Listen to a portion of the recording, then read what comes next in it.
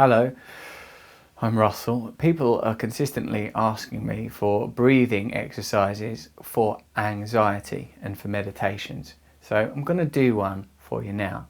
I will say to you, don't do this meditation while driving a car, operating heavy machinery, or for example firing a gun. Perhaps you're a gameskeeper or a sniper. Put down the gun, the machinery, anything else that you might be holding on to, and sit in a way that is comfortable for you. For the purposes of this, we'll be closing our eyes, you and me. So I'm hoping you're going to have the good grace to actually shut your eyes and not watch this video and see if my eyes will go all flickery and that. You know, people's eyes go a bit flickery, like that. Just close them properly. Make sure your body feels comfortable, you know. See where you hold tension, jaw, forehead, eyes, back of the neck, lower back, stomach. Scan your body, sit comfortably. Make sure you are in a place where you won't be disturbed for a little minute. That might mean you have to go sit in your car, or you have to sit somewhere with a little blanket wrapped around you. Or sometimes, well, I suppose if you're listening to this with headphones, that will help to exclude any external distractions which may be there. My meditation teacher told me, don't meditate with a cat on your lap. There's enough things to worry about. Try to, if you've got animals with you, let them out for a little minute. This meditation is in particular for anxiety. You'll likely experience anxiety in your stomach and your heart. I was taught to bring the attention to these places and feel the experience. And don't worry if you feel like you maybe got too much phlegm in your mouth, because I know a lot of people, they might think I'm a very phlegmy person, like Jenny, who I'm making this video with. She's got much too much phlegm. We don't know why. We just know that she's a very, very phlegmy woman. If possible, breathe nasally and allow the breath to travel through these points of anxiety that you may feel in your heart and your abdomen. If possible, sit up straight, pulling your chin in a little bit so there is a straight line between your perineum and the top of your head. This is where, in Vedic philosophy, the chakras are sited along this spinal line. Note wherever there is discomfort in your body. Note wherever there is tension, and bring your breath to those sites.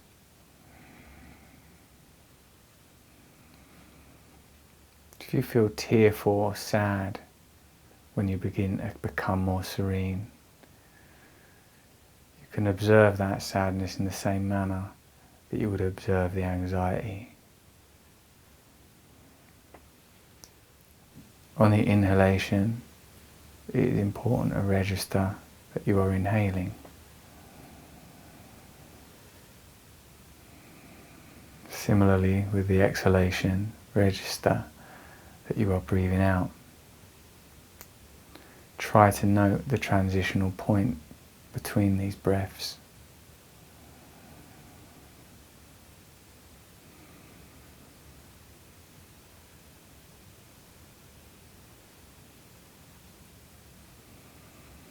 As you begin to relax, you'll notice that you have anatomical feelings here and thoughts as well.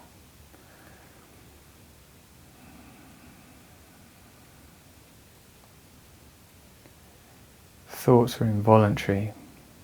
Thoughts just enter into your head, or at least are experienced in your head. I've been taught to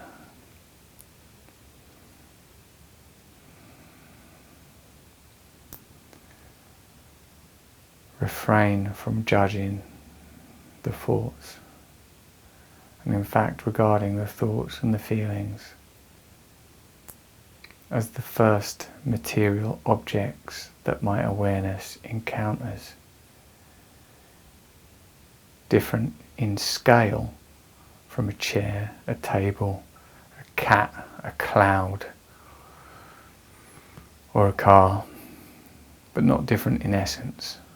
Objects that travel through the awareness, not integral to the self, witnessed by the self. As you begin to experience more serenity, less inner vacillation, less tumult in your stomach and your heart and your thoughts, you can ask, why are you fearful? What am I doing that I shouldn't be doing? What am I not doing that I should be doing?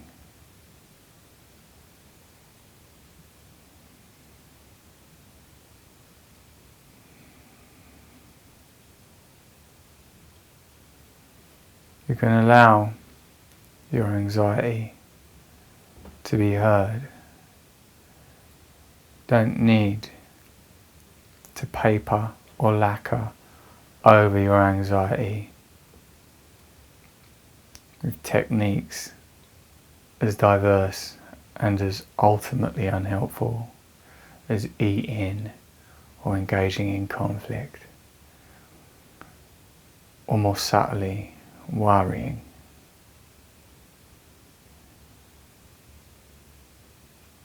I was taught that we don't concern ourselves with the content of our thoughts. This is a good thought, this is a bad thought. We merely remind ourselves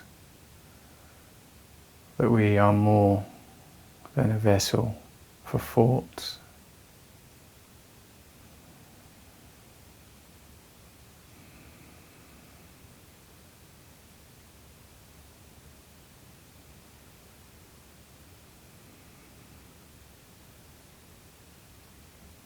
Turn your attention to your breath, allowing inhalations to travel to your abdomen, the base of your spine, and without pushing, subtly elongate your exhalation.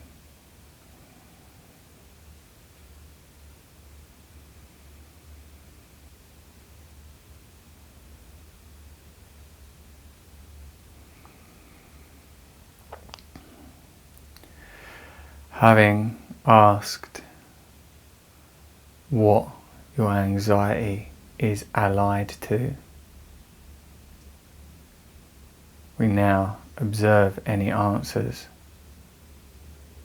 that come to mind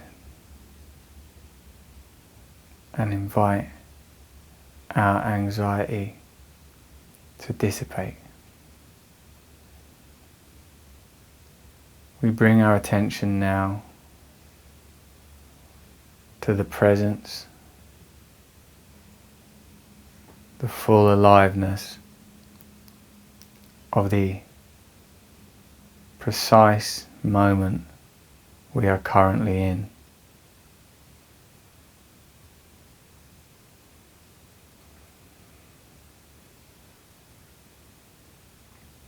The awareness itself does not require an object in order to exist. The awareness is present.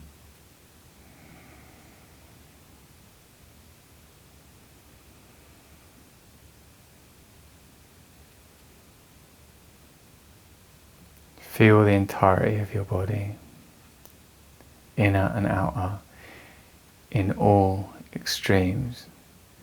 Feel held.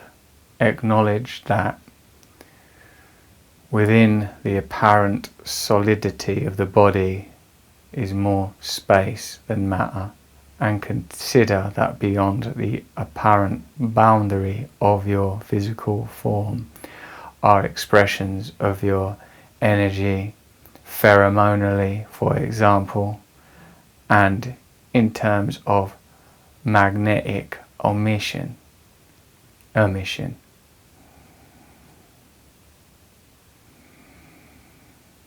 Feel your bigness. Feel, in fact, the limitlessness of awareness, the formlessness of your awareness.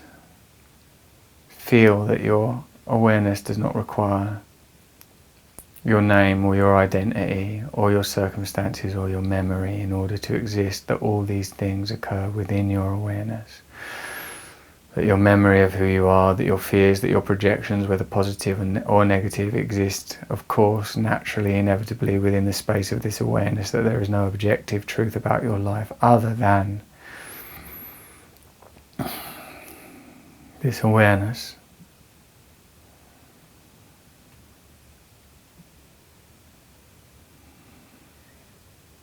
Scan the body again. Start with your toes and travel up your anatomy, your feet and your ankles and your calves and your knees and your thighs, your hips, your pelvis, your groin, your abdomen, chest, your arms, your fingers, finally your neck and your face and your head, and consider, if it appeals to you, that in the same manner in which we breathe,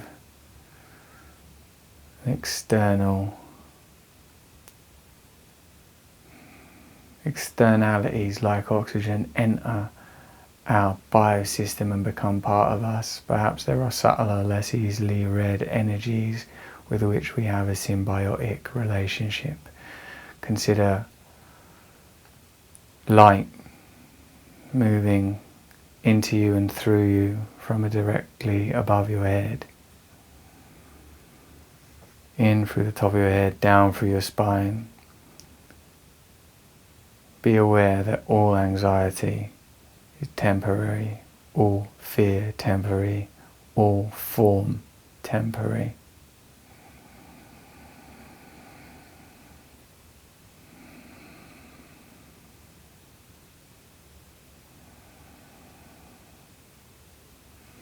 Feel the energy in your hands. This energy is not thought. This energy is not fear. This is your life, the force of your life, the power of your life, the energy, the awakeness of your hands.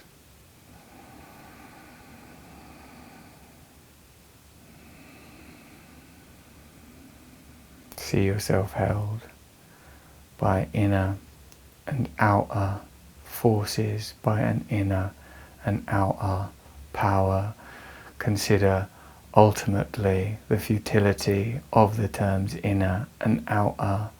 Consider the annihilation of all boundaries. Consider the point where the in-breath becomes the exhalation.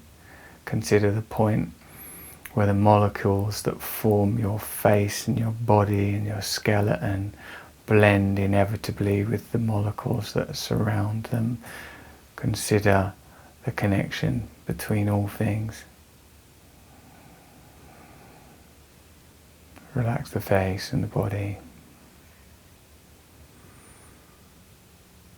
Acknowledge that you can live free from fear, that you deserve to live free from fear, that awareness need not be contaminated with fear, and that fear could be regarded as a type of awareness.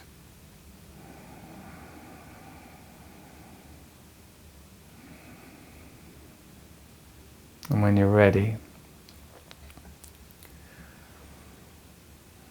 you can open your eyes. Thank you.